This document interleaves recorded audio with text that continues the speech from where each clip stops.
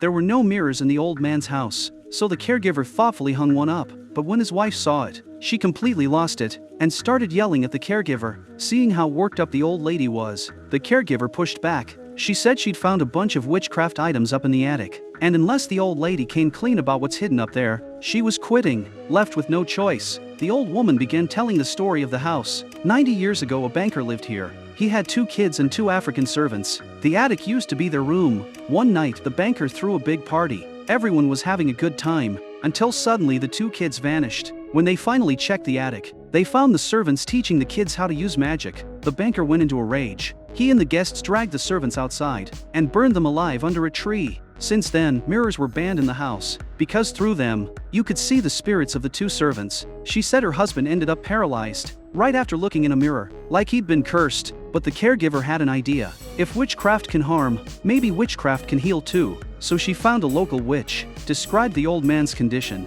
and asked if there was any way to reverse it. Following the witch's instructions, she chanted a spell while washing the old man's head with water. Before long, the old man actually started to speak. His words were slow and slurred, but the woman understood him. He said the one he was afraid of was his own wife.